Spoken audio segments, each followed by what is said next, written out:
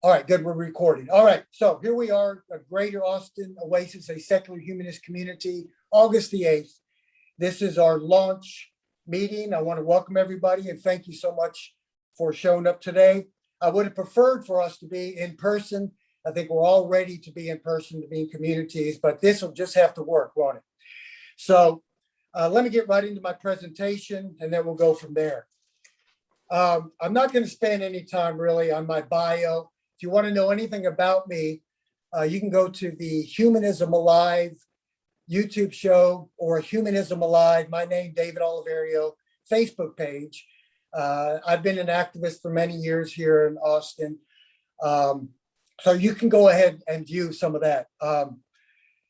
But I want you to understand that this talk today is going to all be about a team, right? This is not about me. It's not about individuals. It's about teamwork. So I want to go over my vision for active, thriving, balanced humanist communities.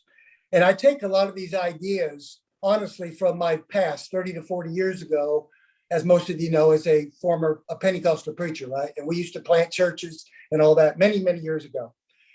And even back then, and churches understand this, right? That we are social animals. We thrive to be together. We thrive to connect and have this community and communitarianism, collectivism together. So I want to explain my vision for an active, thriving, balanced humanist community. Now, when I mean balance, I've discussed this in some of my talks, if you've heard me through the years. And what is a balanced humanism to me? There's a phrase and a quote I've used many times that we in the secular world are guided by reason, motivated, inspired, and by love and compassion, no doubt. But we're guided by reason, informed by science. So we have the science and the reason. We have a lot of PowerPoints, a lot of intelligent people in our movement. We will continue that in this community. We'll have science talks, we'll have philosophy, we'll have a whole wide spectrum of a balanced community. But we cannot forget to bring a balanced approach. We can't forget about those softer sciences, right? The compassion, the love, the empathy, the sympathy. Now, believers don't own this stuff, right? It's time we reclaim this stuff called love because it's in us as a human animal, as a social animal. So my vision is for a balanced, thriving humanist community. Now, my experiences through the years, not just my 30, 40 years ago back in Christianity in churches, but being an activist and being out of my bubble and going out, holding up signs, going up, setting up booths for other groups in town and around the state, is that there are many scattered non-believers out there. I run into them all the time, every Saturday morning, and they are longing for identity, community, values, activities, outreach, and finding like-minded friends. Now, this style of community for non-believers is really not for everybody. Now, I've learned that through the years. I've had fellow atheists and agnostics and non-believers and nuns, whatever you call them, come up to me and say, you know what, I appreciate you being out here normalizing non-belief for us, but as far as community and groups, maybe it's a little too churchy for me or a little too preachy, or I just don't need it. I have my group of friends already. And that's fine because this approach is not for everybody. I have friends from all the other groups here in town at Atheist Community of Austin, Austin Humanist Community, the Ethical Society of Austin, Steve, I think Steve might be here from Center for Inquiry. I have friends. I've been involved in all the groups. We all have a different place in this community, right, of secularism. So this is just a different approach. So this will not be a David Oliverio show. This is not about me, but it's about we. It's about community. Now, if there's anything you get from my short little motivational talk, it's this right here, that this is your chance as individuals to shine. This is your chance to feel valued and useful. This will be a community. My vision is to see other people in their place of passion, in their place of abilities and skill sets. Many people out there want to be valued and used. You have ideas you want to do. You want to do different types of activism. You want to shine, right, and do your thing. That's what we're looking for in this community.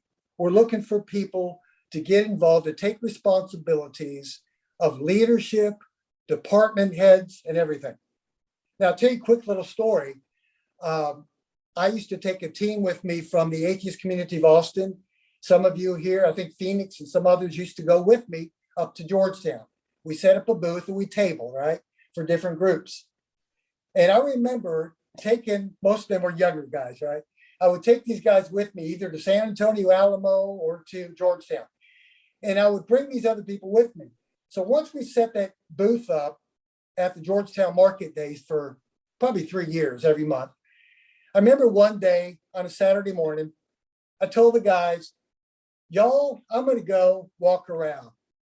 And are you guys okay without me? I'm going to leave and go do my, excuse me, and go do my thing. And they looked at me as if, David, we're fine. In other words, we don't need you anymore. Go on. Now, did that hurt my feelings when I walked off? Not at all. Actually, that made me very, very happy because I felt like I did my job. I gave other people a platform to find their place, right? To use their skill set, their ability, their personality.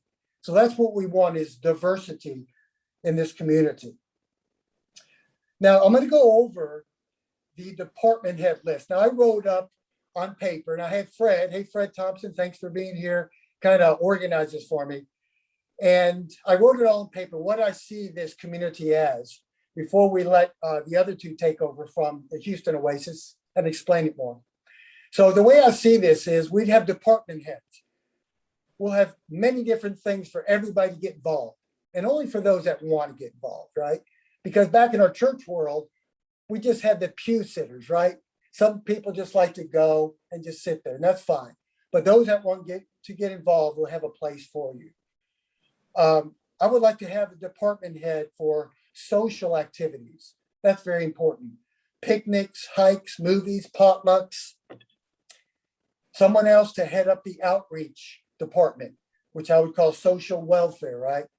Volunteering at the local food bank, animal shelter, feeding the homeless, children's hospital, visiting elderly, hospital visits, and so forth. Also, we will need somebody to head up the music department because for the Oasis network, I'll go over this in a minute, there's going to be a lot of music, a lot of people coming in from other groups and raising up our own singers and musicians. So we need somebody that has always wanted an opportunity, a community where they can sing, play their instruments. You're going to have a chance, folks, because this is going to be delegation time for me. I'm not going to do all this. I just want to do the few things that I feel comfortable with and good at. Another department would be education, very important. I discussed the balanced approach to humanism, science, reason, education, along with compassion and love, right? So I want to continue on the realm of science. We could have like science 101 Zoom classes every week. We could have philosophy 101 class for those deep thinkers out there. I want something for everybody. Maybe on Tuesday, Thursday evenings for those. We will need someone to head up the weekend activism. Tabling, that's kind of my area, right? The tabling at these different market days in different cities, festivals, marches, sign holding, what I do on the weekends, church-state separation, all different things. Another person can head up the home cell groups. Now, we used to do that back in the 70s and 80s in the Pentecostal church. We would meet in homes. Oasis Houston has done that already. Many secular groups do this as well. During the middle part of the week, maybe a Wednesday or a Friday night, someone can head up a home group where everybody can just meet, new friends, have fellowship, and build relationships with like-minded individuals. I think most of us are ready to get back into that. Also, a department for charitable funds, we could do that. Someone that would be interested in helping to give donations to Foundation Beyond Belief. We could support our local Planned Parenthood, our food bank, secular, get the secular local public schools, important to support. Oasis people that in our group that have a need, we can help them, and so forth. I think Alexis, when she talks here in a moment, will talk about the children's department. We need someone to head up children and youth activities, very important for the Oasis network. We could have more like a secular, of course, Sunday school type thing, right? Education, science education for children. We can support the Secular Student Alliance, Camp Quest, Parenting Beyond Belief, and so forth. And also, obviously, social justice. That's something that's very important as well. Now, I want to go over my list that I've written down for my vision for the Sunday schedule, and it goes right along with the Oasis network. To me, Sunday mornings, we would meet, and that's when most Oasises around the country, all 13 chapters meet, is on Sunday morning. The doors would open at a particular time, say 10:30. Get there early, set up the chairs, the instruments, the musical instruments. We would already have live music playing. Now, why is that? Before the service starts. We don't want people to come to a boring, dry meeting. I want a festival of life, a celebration of life atmosphere for we who identify as non-believers, right? We would already have the music playing. We'd create that atmosphere. Just like if you go out, when Christine and I walk around at the Domain, you can hear musical instruments and singers and clubs and so forth. They just put you into a festive and atmosphere and mood, a positive emotional mood. And then we would open at, say, 11 o'clock. We would have a brief welcome speech from the MC or myself, a short description of Austin Oasis, and the 5 core values, which we'll have to discuss in the future. There are 5 core values of the Oasis network. Brief announcements. We would go into the singers. We can call it the Oasis singers. I used to play keyboard, I still do. Back in the church years, we would have singers and musicians and so forth. So we would have a group of singers perform a couple songs. After that, we would go into a community moment, 5 or 10 minute talk. Individuals in the community that want to share, right? Remember, this is group, this is community. Other people can get up and share what's going on in their lives. Or I'd like to have department heads come up and say, hey, I would like to ask the volunteers this Saturday for, say, Environmentalism Day. We want to go to Lake Austin or Lady Bird Lake and have cleanup day, right? Anything. There's so many things we could do. So we would have the community moment talk, and then we would break for 10 or 15 minutes during our little coffee break. And that's what the Oasis network groups do. We get to know each other, right? It's about, we're a social animal. We got to be around other people. And then after the break, we'd go back and have the musicians or singers do another song or two directly to the main speaker. Now, the main speaker would give a motivational, inspirational talk. Now, I want everybody to understand my vision for this. My vision is not so much Sunday mornings as PowerPoints only, or just pure science and philosophy, which is extremely important. We're going to keep that. But for me, Sunday mornings are going to be more of a light, motivational time, inspirational time, a celebration of life together, right? So we'll have more inspirational talks. We'll have various speakers from the other groups in town. I know people from all the groups in town. We want that solidarity, right? People from our own group, not just me. We'll have a rotation. We'll have outside speakers from the other Oasis groups around the country, from Houston and other places come as well. Now, folks, this is not set in stone. These are all ideas, right? Things are always changing. We're a bunch of free thinkers, right? We have opinions. We talk about these things. We listen to each other. Even if we disagree, it's okay, right? Christine and I don't agree on everything. It doesn't mean we get divorced. We still love each other. We listen to each other and we learn. And then after the 20 to 30 minute discussion, we have a Q&A, question and answer, a brief one, maybe 10 minutes max. That's always interesting. Now comes the fun stuff. Now, back in the day, years ago, I started this church, and excuse me for bringing this up, but this stuff kind of works. It really does. People are people. Christians, atheists, whatever, we're all human. We all believe red. We want the same thing for the most part, right? This first church I started in 1982, I started in a rat-infested building in downtown Waco. I was a little young 20-something-year-old kid with my two friends and helpers, my sisters.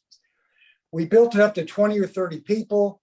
We rented the Holiday Inn in downtown Waco, right? Where there are more Christians than people in Waco, Waco, Texas, I call it. I can say that because I'm from Waco, right? And we built it up to maybe 40 or 50 people. But then my wife at the time, my two little babies at the time, decided, why don't we move it into our duplex in a particular part of Waco? So we cleared out our furniture, put in all these folding chairs. I had my piano there because I used to play in Christian bands and I would preach, right? And we built that thing up to 80 people on a Sunday morning. Now, why is that? We came for community, and we do the same thing. We're all human, right? Those people crowded into our duplex because not to hear me preach. They didn't come to hear that stuff. They came because they were with their friends, their brothers and sisters, right, in Christ. We're all human. They came to be with their friends. They came to be inspired because Sunday morning, they look forward to Sunday morning. And people still go to those churches for that, right? And it gives them that boost for the rest of the week. They felt great. But we didn't stop with the meeting. At the end of the service, we went straight to a good old-fashioned potluck. Now, I'm big on that. The reason is we can have that every Sunday. That's my vision. And it works. The Seventh-day Adventists continue to do it. How do I know that? My friends and I through the years have gone into churches to normalize non-belief and have nice, friendly talk with believers, right? We've been into their churches on Saturdays and had a lot of good free meals and healthy ones too. A lot of vegetarian food. So I would like to see that as well. And we have a couple locations picked out, and this is all something we can discuss in the future. So during the potluck, we'll have a whole nother hour for those that want to stick around. And that's the fun stuff, right? We set up the tables. We have the food there. The two locations that we've kind of picked out already have the kitchen facility, the tables, the chairs, and it's just being together. And then we pick up the tables, clean them off, wash the dishes, do things together. It's just a wonderful feeling to do that. Now, I also want to go over briefly the weekly schedule, what I see it as. Besides Sunday, we would have Tuesday Science 101 Zoom classes. For those of you that are science teachers, scientists, I'm definitely not a scientist, but we need people to give the basic principles of scientific method because we are grounded and rooted in science. We want to keep that aspect of it. And for new members that may not know much about it, we can do that on Tuesdays. Wednesdays, we can have those home groups, right, for people. Thursday evenings, we could do Zoom Philosophy 101. Those people that like to get into that deep philosophical talk, critical thinking skills, debate skills. Again, I want something for everybody, a well-balanced community of diversity, a lot of diversity, in fact. Friday PM, we can have group activities, outreach, a lot of things we could do Fridays. Saturday, I go out, we could do the tabling, which I do, sign holding, all kinds of outreach, people involved, food banks, American Red Cross, feeding homeless people, Meals on Wheels, environmentalism, Austin Animal Shelter, something for everybody. Youth activities, and so forth. So basically, that is about it for that. So I wanted to make sure that you understand that we are looking for people to be on what we call the launch team. And also we'll need board members. To be honest with you, I really just want to serve as the executive director. I would prefer to have board members, a president, a vice president, treasurer, secretary to do the bureaucracy part of it. I will do my thing. I will be the main face and the voice, to be more that amiable diplomatic guy, which I go out and do my things. We need people, lots of people involved to make this work. I've got a good feeling about this. We have a very good structure. It's proven to work in Houston, Oasis, Kansas City, Salt Lake City, pre-COVID. Now, I was a regular speaker there for a while, and Christine used to go see our friends at the Houston Oasis quite a bit through the years. And let me tell you something, pre-COVID, they were up to, if I remember, 100 to 200 people. So a lot of people are looking for this. And if you're not interested in this type of community and you're a fellow secular person, it's okay. That's okay. Just give it a chance. And if you prefer to go to another group, I go out on the weekends and I have cards. I didn't bring them with me. Some of you have seen my post every weekend on my Facebook page.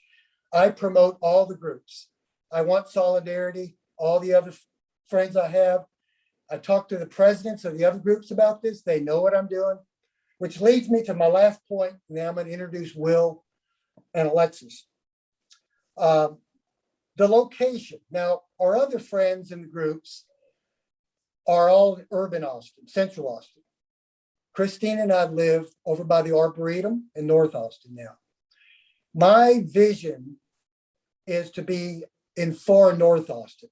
And my experiential intelligence tells me through the years, being out there tabling, that up in the Round Rock area, Pflugerville, far North Austin, even up to Georgetown, there's a lot of people that would attend some of these other groups in Austin, our friends at the other groups, but it's really a far drive for many of them. But if we could provide something for those non-believers or secular people that really long for community, we can provide that.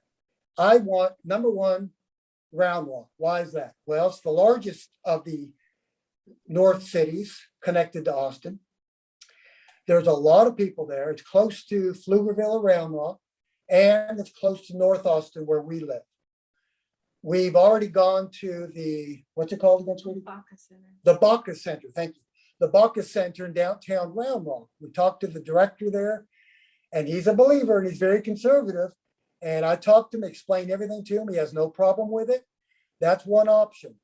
They have a large meeting room. It holds up to 100. It's very affordable. They have a kitchen. They have chairs, table. We would have the place for 4 hours on Sunday. We would share the building with 2 or 3 churches that meet on the other side of the building in different groups, right, in rooms. I love it. I'm the amiable diplomatic guy. I'd like to talk to all people. And yeah, I'll probably join the interfaith communities as well if we get this thing going in Austin, because it does say secular people are invited as well. So I'll go and put a face on all this for them. Another place in Pflugerville, I discussed this with the director at a particular community center in Pflugerville. He's open to this and he's a believer. He likes the concept of it. I told him what we're about. So there's a second option in Pflugerville. There's a couple other places in the North Austin area, but that's where I want to be, in the northern part. Again, it's not set in stone. I'm very open. I have an open door policy. We've got plenty of time to get this thing going because, as you know, we're having another wave of this COVID-19 stuff. Damn those single cell organisms, so frustrating, right? They come and mess up our lives. But in the meantime, we'll have time to get to know each other. We'll have time to meet, maybe at coffee shops outside. We can have Zoom talks in the meantime. My first pick was October. I was hoping for late October. Not looking real good for that right now. But if we have to, we can even wait till January to get this thing going.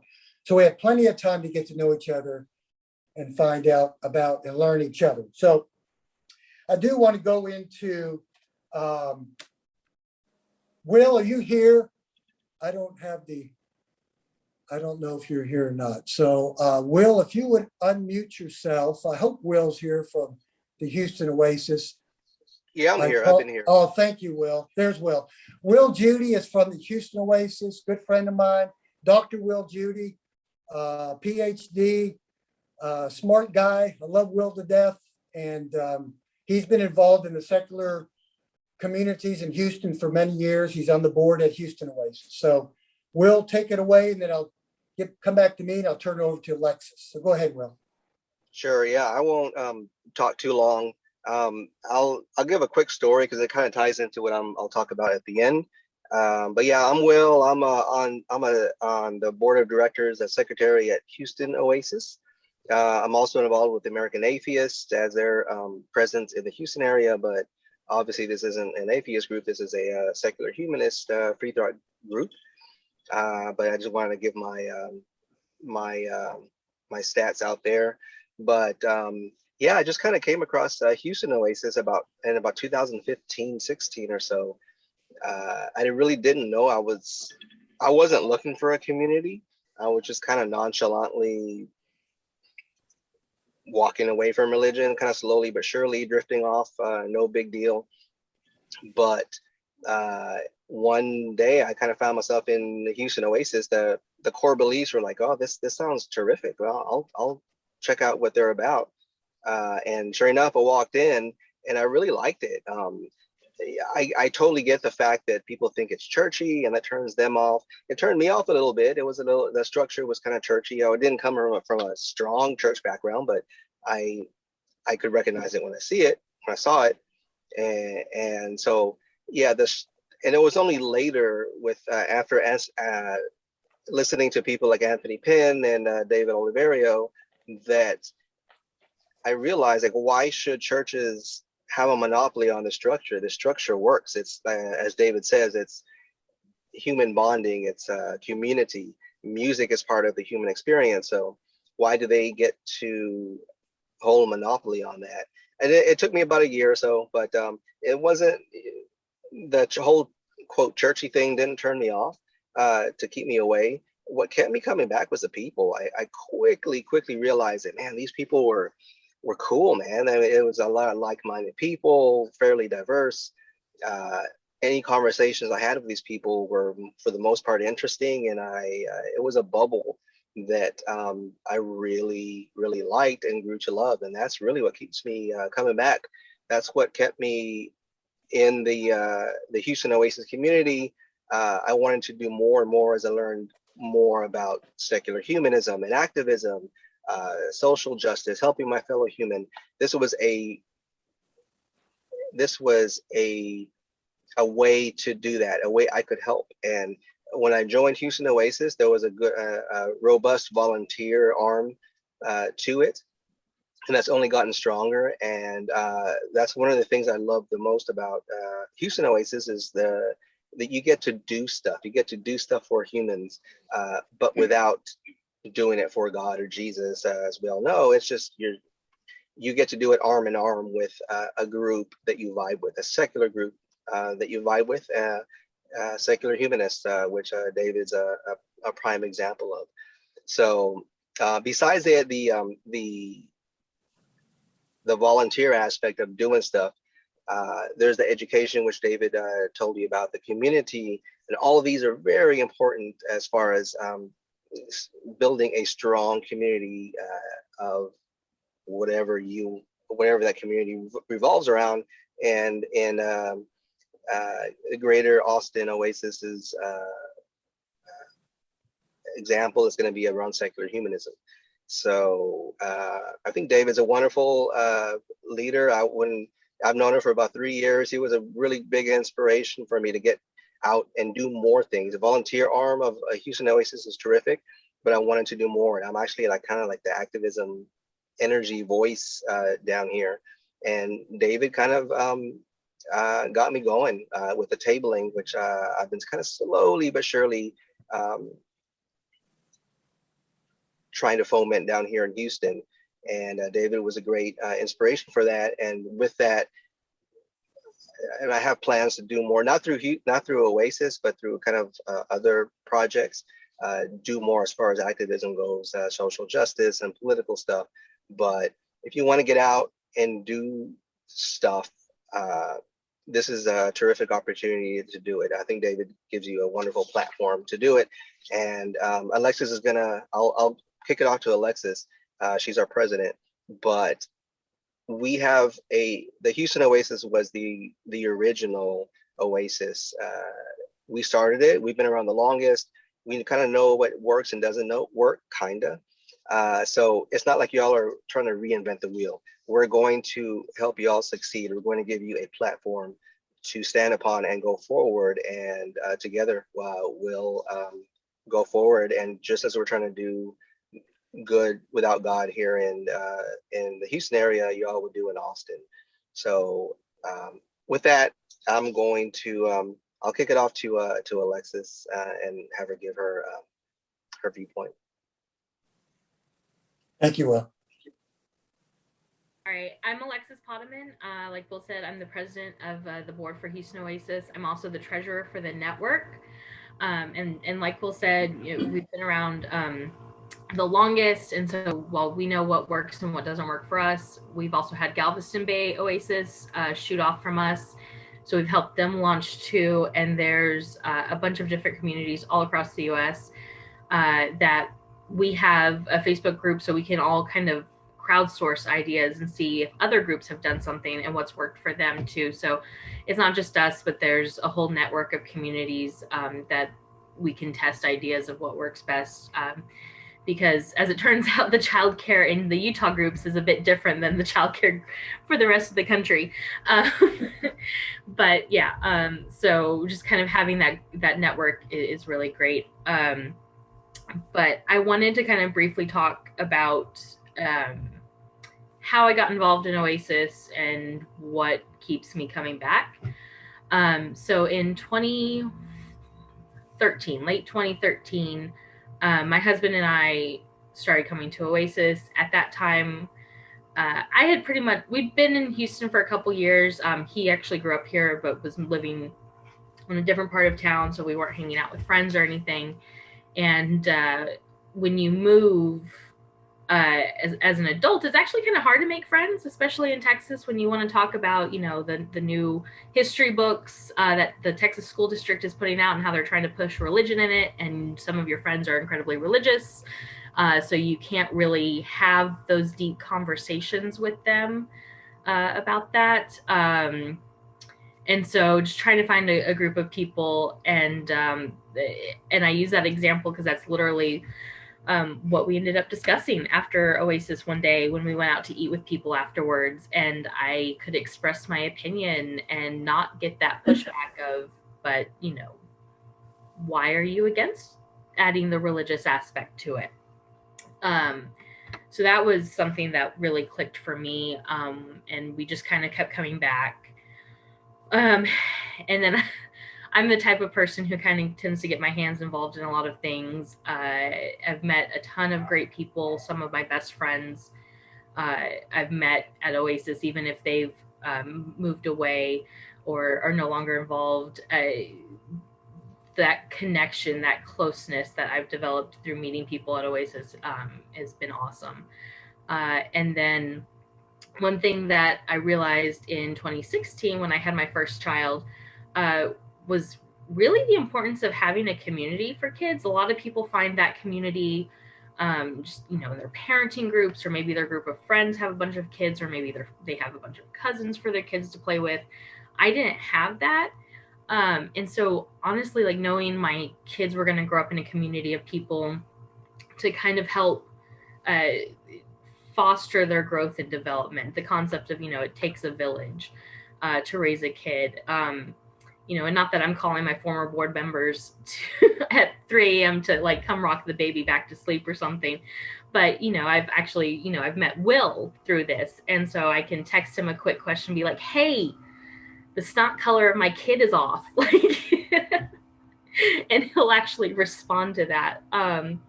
So that's been really great.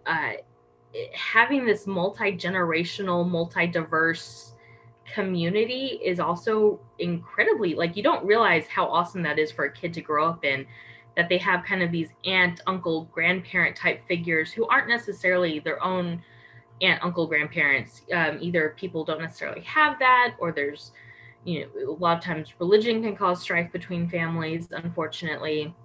And just kind of having different people that your kids see and can look up to and form attachments with.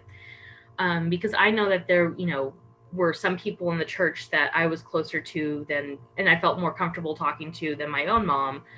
And so having that kind of multi-generational, multi-diverse background for your kids to grow up in and learn from and see other people and see how you develop friendships is also incredibly valuable. It's been valuable for me, at least.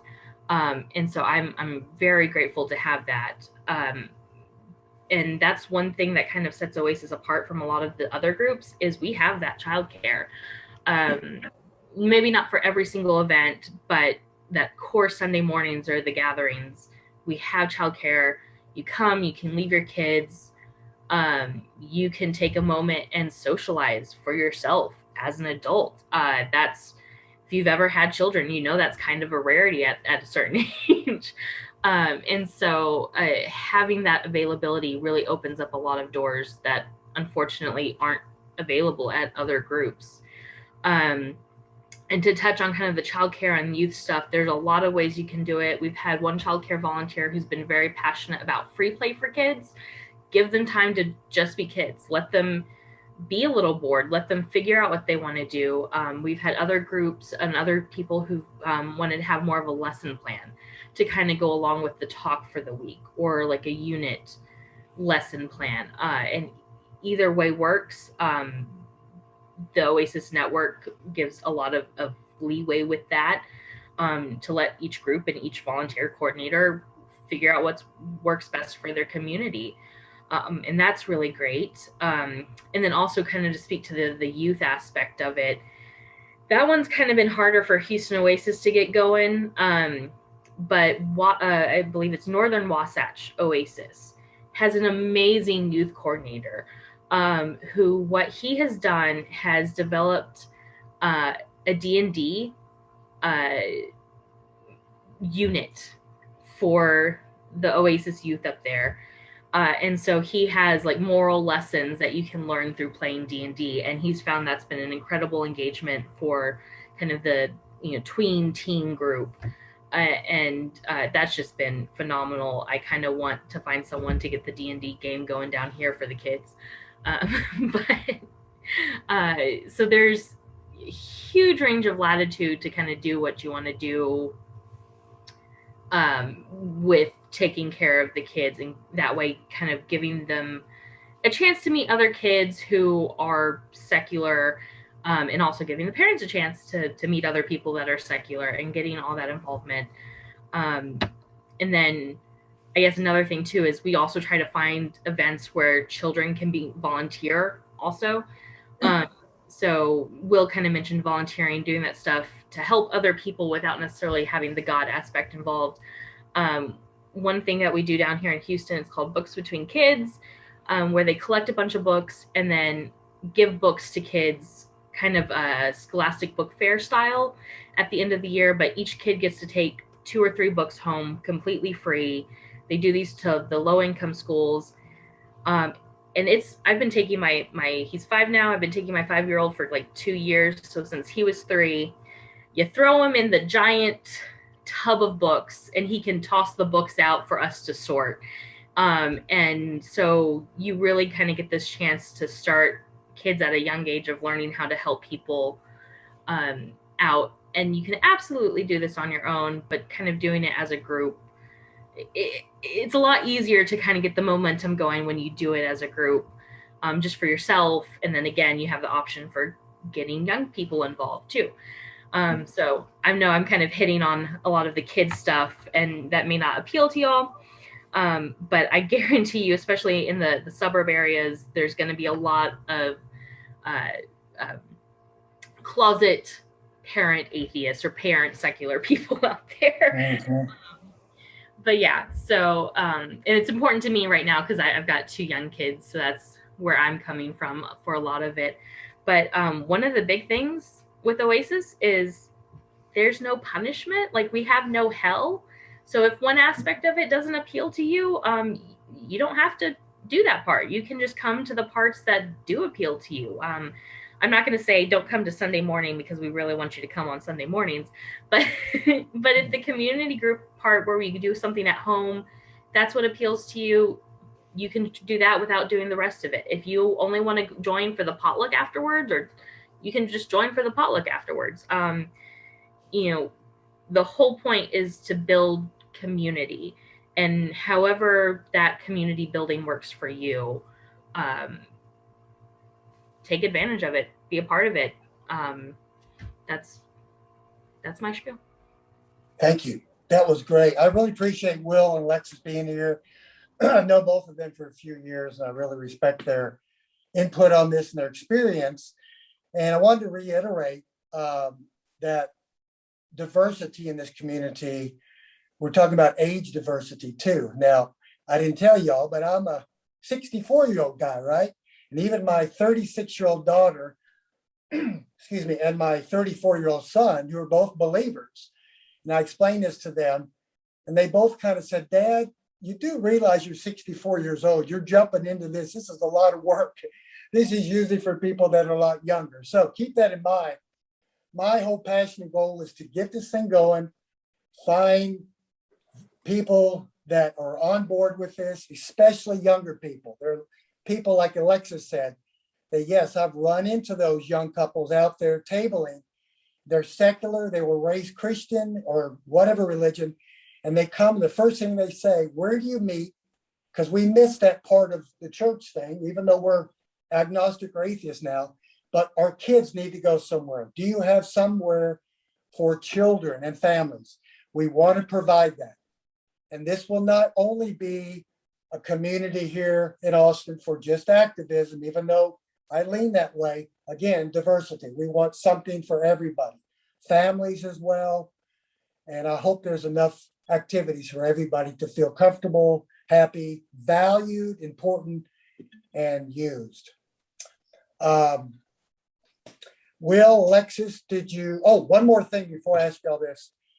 I was going to, Christine and I were attempting to put the 2 promo videos from the Oasis Network, right, Alexis?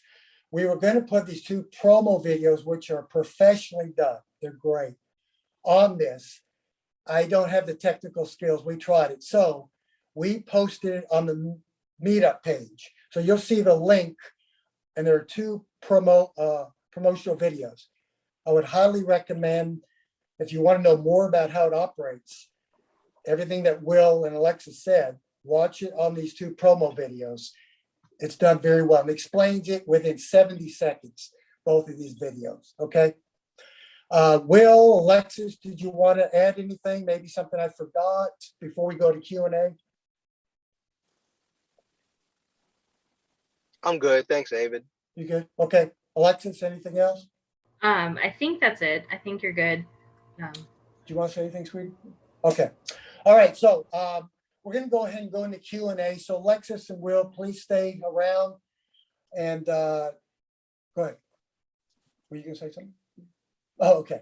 So why don't you go ahead? Let me see what we had planned. Sorry, I've never done this before.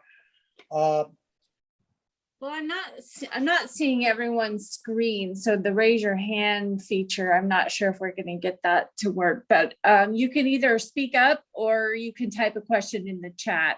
So we'll open it up for people to ask questions. If you want to unmute yourself and ask a question, or you can type in the chat and then we'll look at those in a minute. As far as not being able to see everybody, you can move the cursor over to the edges of the screen. You'll see an arrow to move over to the next page of cameras there. Yeah. Got an old iPad. I don't know. This Zoom is different. I'm used to doing it on my laptop. I'm a teacher, and this on the iPad, the screen is different than what I'm used to. Okay, so they would just unmute themselves. Is that it? Yeah. Okay, just unmute yourself if you have a question, or raise your hand, and we'll do our best to give you answers for your question. So go for it. Questions?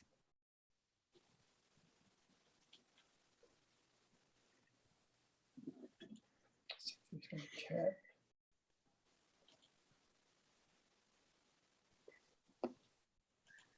Nothing Looks like yet. no question. Okay, no questions. Okay. Okay. All right. Well, I don't know how to Wait, take that. okay. Maybe. I have a question. Oh, yeah, go ahead. Do your groups typically have a book club or watch the video together and discuss group that meet weekly or monthly? Alexis, Will, you want to cover that one? I can go. Yeah, Will yeah. actually just helped get book club set back up. So yes, one thing to keep in mind: people move, people have stuff pop up. So sometimes you'll have some activities, sometimes you won't, and there's always kind of this flux. But yes, we'd actually been doing something called community groups for a while pre-pandemic. The pandemic really messed a lot of stuff up. But basically it gives a chance everyone kind of in their own side of town, go to someone's house, have dinner, snacks, what have you, and watch some sort of video. And then there's some questions to go along and discuss it. And I think we still have like everything we've done before, they can be videos of whatever. But then we've also done book club a lot, and we just got that one back up and running, and so that our first one's in about a month for that. Okay. Yes. Let me throw this in. Thank you, Alexis. Not for Sunday mornings. I appreciate the question. That's great. We want to provide this, but not Sunday morning. Sunday morning again Right. is going to be I a agree. celebration of life. But I get it. That would be something that would be wonderful. Some people love that. I think that's awesome. So yeah, I'd love to see that as well. Just need somebody to take that by the horn and go with it, right? Yeah, it sounds similar to what we've done for philosophy with the atheist community of Austin. We were doing, we had Jim Barrows running that, and you may have seen him hosting some of the shows if you watch any of the Atheist Experience Network stuff. Yeah, he's knowledgeable about the philosophy. So we started out going through the crash course philosophy videos. We'd watch one of those videos, then spend the remainder of the hour and a half discussing that topic. He would keep us on topic. He would elaborate, explain, and we just do a deep dive into discussing those topics, make sure that we actually understood it, then move on next video next week. And then once we exhausted that playlist, we moved on to material from the great courses. Mm-hmm. Yeah. Then we got about 3 lectures into that before COVID hit and closed us down. Yeah. Yeah. Okay. Good. Yeah, I mean, we could do that. That's great, Phoenix. And that's a major part of it. Science, philosophy, and everything else mixed in. But we could also do that on the Thursday night. We could have Philosophy 101 Zoom Thursday night type thing, or Yes, in the future in a home. Yeah, I'm just saying for pretty much any subject that we want to educate people on, that is a format we could use for whatever subject. If we have somebody knowledgeable on a particular subject, Yes. and they don't have a specific lesson plan in mind, we could use that format to go basically have a lesson plan of sorts already pre-made and just have them elaborate and help us understand the content. Good. Anybody else have a question?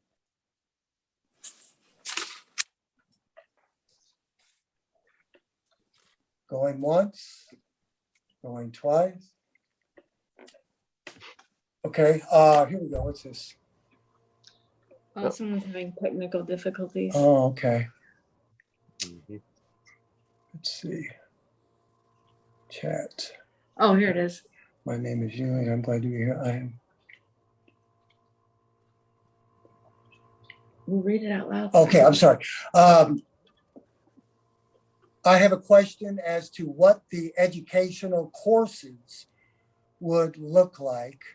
Will we also have other courses? So I mentioned the education as far as the science and philosophy. I mean, that's that's an open field, open subject there. We could apply many different topics in education, right? We have teachers in our community. We could do that in the home groups on Zoom and so forth. So again, I don't know. That's why I need a board and launch members and people to come together, come up with these ideas. So I'm open to education in many different fields. And I would just kind of add, a lot of it is going to be very dependent on who's in your community. We've had one person do, Will, was it salsa dancing or just ballroom dancing lessons as like an educational thing? Oh, geez. If we're to open that up, I got a whole shelf of origami books. I can teach origami. Exactly. There you go. Like we've had someone do Spanish lessons, singing, ballroom dancing. So whoever's in your community, you can really just kind of take that and run with it. So yeah, origami would be actually, I think we did have an origami lesson one time. So that would be perfect. Like yeah. Again, it's something for everybody. That'd be great. There's some people that would be interested in that. So yeah, we just need people to grab it and start it. Well, I like complicated stuff. There you go. Oh, wow. Phoenix is a deep guy. Nice. He likes that. Yeah. I was gonna say, my husband's actually very into origami, so I'm paying attention to that. I'm like, yeah. All right. Your one-stop shop for it all. Another one here. Let's see. Let's see. Yeah, like I said, I have a whole shelf. Yeah. Psychology, history from different Well, you have to perspectives. read it. Yeah, go ahead. Sweetie. Julio said I could do Spanish, would also like psychology and history from different perspectives. That sounds very interesting. Yeah. Yeah. And Will said that sounds perfect. Yeah. So. So we don't want to keep y'all too much longer. I just want. Hey, David. Yes, Frank. I'd just like to make a comment.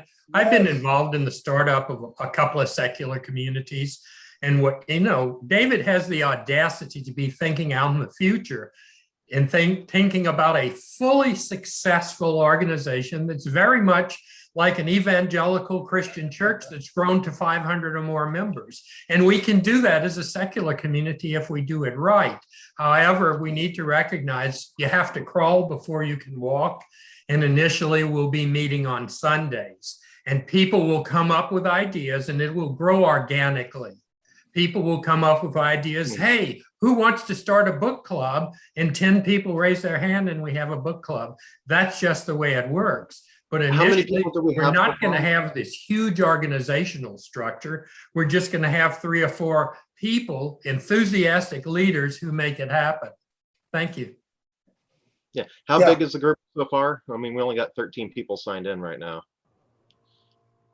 It's about 30 signed up on Meetup to join the group. Yeah, 30 is about the point where groups have to start developing a structure before they start tearing themselves apart. Yeah. With the pagan communities I was in before, I mean, they're all really small, and you see a pattern that, you get about in the teens, you can get a loyal attending group going, and it'll actually survive long enough. But once you start hitting at about 30 and above, it starts getting political. You start getting differing views, and if you don't develop a kind of structure, it'll start tearing itself apart. Yeah. Well, we have a good structure. We have the bylaws. We have the whole startup kit from Oasis that I got from the Houston Oasis. So it should be a pretty easy deal. I mean, I considered starting my own secular humanist community a year or two ago, just independent, because I used to do that years ago. I was never part of a denomination. It would have been a lot easier if you were part of a group, right? So Oasis, secular communities, we have a structure to follow. We also have the individual autonomy, because they allow me to put a secular humanist community on it, as long as we stick to the 5 core values, humanist principles, and so forth. It's not easy. It's not hard to keep to those values. Just be nice and kind to people, right? I think we can all do that.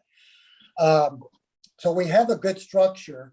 We just need the right kind of people, those foundational people that are able to take responsibilities and leadership roles. And that's what I'm looking for. And I would like to get to know you individuals that would want to commit to something like this, because it will not work without people, without a team. And I would like you to contact me I'll put my little contact information out there. I will ask also Will and Alexis if we can put your contact emails on, if that's okay. So we can correspond either through Meetup or my personal email. And we'll do a few more of these Zoom talks in the future. And those of you that are interested, you want to set up a time to meet with me at a coffee shop or somewhere in Austin, a phone chat would be good. I'm old school. I do a lot better in person or on the phone or FaceTime than I do chatting email. So I'd like to get to know individuals, see where you're at on all this. And because to me, if for a successful business or successful community, you have to have people that are on board with you and are at that level of commitment and yes, maturity and development in their non-belief. I'm not looking for angry, hateful people, obviously. We don't want that here either. We want people that love humanity. That's what humanism is. We're going to reach out to all people. We'll wave at the Christians across the street in their churches. We're going to be friendly and amiable. So I'm looking for people that want a community such as that without the compromise, obviously. There's a lot of contingency there as well. So if there's no other questions or comments, I think I have a question, David. Yes. Before we get this all set up, so anytime in the near future, for instance, if somebody has a good idea for how we all might participate in a community action or outreach that's needed, even if they just need a few volunteers, how would we get in touch with each other to say, here's something we can do, anybody want to do it with me? Do we go through you or can we reach each other directly? What happens? Well, I mean, that's a great question. I mean, I am a firm believer in leadership. I mean, the whole egalitarian concept, we all love that, but face it, I mean, we are social animals and almost all social animals have some kind of leadership, as long as it's not authoritarian leadership, right? So there has to be some kind of 1, 2, 3 people that have the vision, the drive, or the knowledge, whatever, for this thing. So I'm going to say, until we meet in person, I would just go through me or Christine, and then we can go from there, choosing other people to delegate and take these responsibilities. So I hate to say it, but we're going to have to do it the old school way. I know it sounds a little authoritarian. I run away from that as much as any other non-believer, right? But we still have to have that leadership. So to answer your question, I would say right now, just go through me, and then we can get the process where everybody else is involved. Yeah. Okay. Thank you. It's also Hey, David, Yeah. one thing on our short list of things to do is to set up a private Facebook page where people can communicate, and that will have to come fairly soon. Yeah. Okay. Yeah, the point that we're at right now is that we need one more person to be on the board before we can get the 501c3 status, which will then open up the door for other forms of organization. So the point that we're at right now is to get the board and the launch team set up, and then we can add on all of these other organizational features. Yeah, thanks for bringing that up, sweetie, because right now we've already talked to, what's her name? The attorney for Oasis from Houston. We did a Zoom talk with her. And so we're waiting to get one more board member. So far, I'm going to have to serve as the executive director and president until we get somebody to take the president, right? Christine, at least temporarily, will be the secretary. So we need at least one person more to get the 501c3, to get everything else going. And again, that's all contingent on this COVID thing too. So we're in this realm of uncertainty right now. We don't have the certainty of 100% faith, right? We don't do that. We're kind of waiting to see what happens with this COVID-19 thing. So yeah. But we'll publish that information as it becomes available on the meetup to start out with, and then we'll get the Facebook going and then share that contact information with everyone. Yeah. All right. So let's go ahead and end. Does anybody have any more questions? I hope we did this decently. Not used to the Zoom thing. you have anything you want to say, honey? Alexis, Will, Fred, anybody else? want to Yeah, add I have anything? something. David, I'd just like to thank you and Christine for the enormous amount of work you've done so far to get us to the point where we are today. Sure. Thank you. And Please, thank you, yeah. Fred, for your support. Yeah, thanks for your support. Let's see. Okay, Alexis. Okay, we have Alexis's email in the chat. If you want to copy that and paste that into your email.